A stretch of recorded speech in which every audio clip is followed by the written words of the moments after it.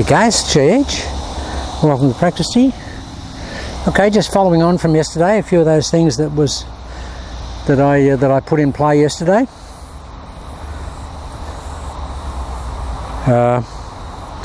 Okay, one of the very important things was the drive back of this. And you can't do that too early, guys. That drive back there enables you to really fire this out against that drive back. This whole quadrant here, you can fire that club head out as hard as you like, and you can throw it as early as you like. Now, one of the guys, I think it was Freddie, on the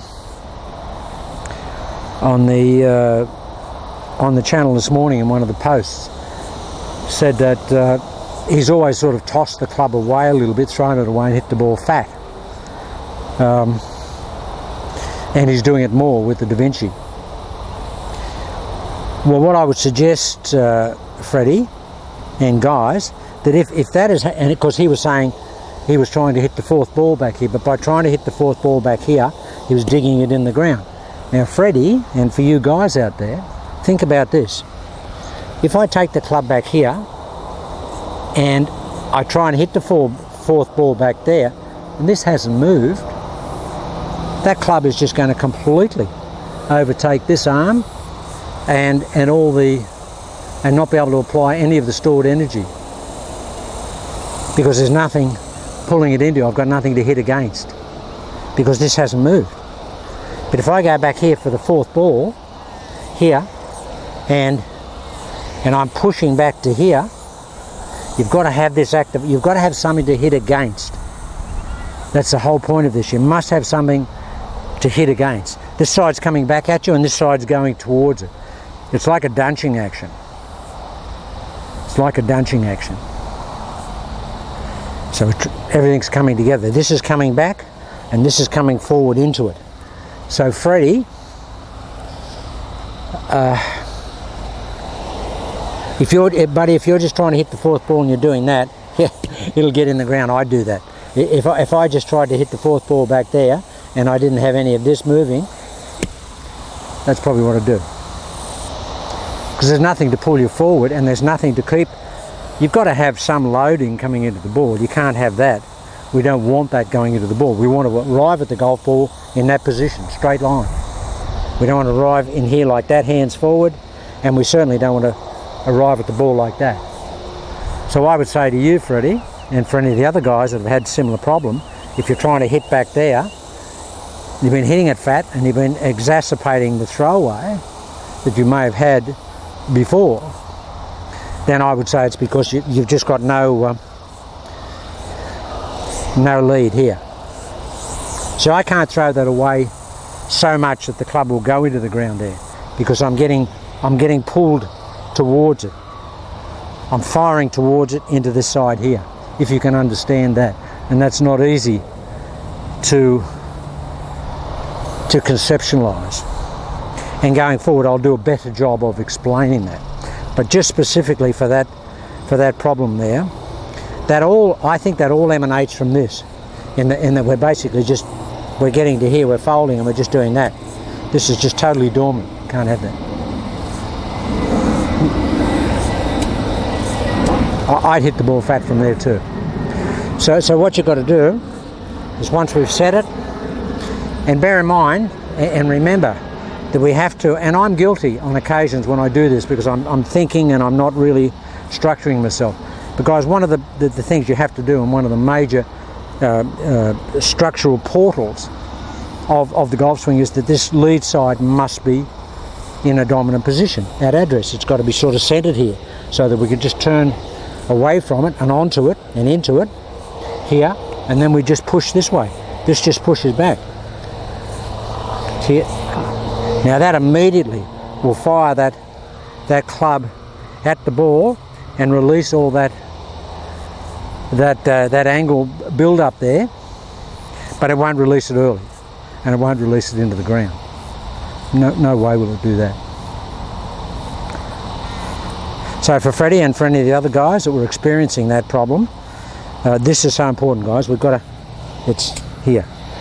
And that's that shove factor. You know, when we build it here, we've got to shove it.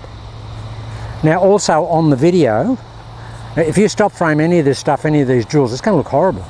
There'll be this here, there'll be double chicken wings, there'll be all sorts of things. But guys, what's interesting is that this formation of these arms means nothing. You don't hit the ball with that, and you don't hit it with that. You hit it with that, and that is controlled by that and that. That's the reality. Now clearly going forward, once we get out of the drills and we haven't got this total absolutely overdone connection, we won't look like that. We'll have a nice, well, I hope that you will look like that.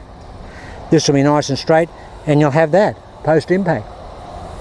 That's what I hope you'll have, because that's what I want to get, because that means I've thrown the club away correctly.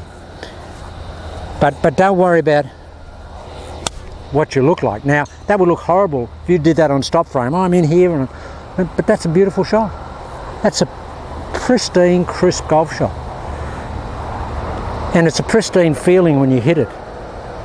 You won't have the feeling that these are Jonathan Livingston Seagull trying to take off. You won't have that feeling. That just won't be there. So guys, it's really important that you don't become a victim of any stop frame analysis when you're trying to learn, especially of yourself or me. If you stop that sometimes in those things, people say, well, who is this guy? What's he doing? But if they see the ball flight, they say, oh, that doesn't balance up. It doesn't even out in terms of what it looks like and what it's doing. But you have to do this to get that. You just have to do that. There's no ifs and buts about that. You've got to do that.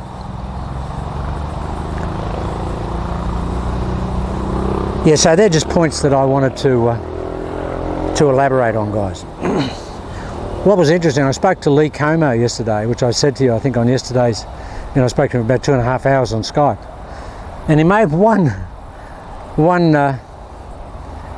just in one sentence there, he just blew me off my seat. I nearly fell over in front of the computer.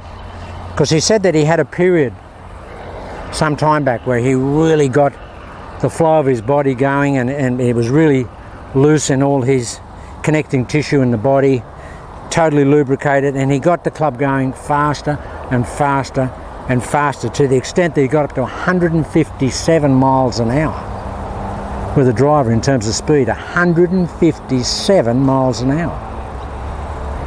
Now you watch Lee sometimes when he's fooling around and he does that. Whoosh, I can imagine that being ridiculous, but 157 miles an hour. So guys, that's what you can do. These are the things, and if you get inside yourself like Lee does, and he basically, I don't know how he does, and he's going to tell me going forward. I've got no idea at the moment, but he's going forward. He'll just alert me to what the process is of getting your body in that state there. I mean 157 miles an hour.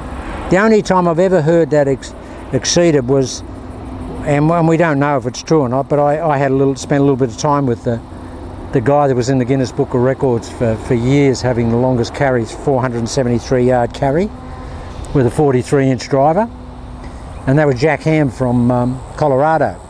And Jack, in some of the advertising for Jack, they said that his club head speed was clocked at 165 miles an hour. Well, we don't know that, but and of course Jack's group and the people around him, and even Jack was a great, fantastic guy and could really hit the ball a long way. But 165 miles an hour is just crazy, and we'd be happy to have ball speed that high, let alone club head speed that high. But that was a claim made way back. And I saw Jack when he came here, and I was with him down at Darling Harbour in Sydney when he went in the long drive down there, and he could really motor the ball. So, but for Lee to do 157 miles an hour, and you've only got to look at him and know that he does that, because like he's got oodles in reserve. And to think that he's swinging, at my best I'm about a 105. About 105, so if he's he's like 52 miles an hour faster than that. Unbelievable. Anyway, that was just interesting. Okay, so where were we? Anything we can add today? Okay, no, probably not. I just wanted to really labour that point about making sure that this happens. If you're going to throw it there, you've got to be pushing this. It's almost like that, guys. It's like this type of look about you. You've got to push here and then throw there. Push here, throw there. Okay, guys, that was just a little explanation, and mainly for Freddie, but probably some of you other guys were experiencing that as well. So we'll do some more in-depth stuff tomorrow and the next day.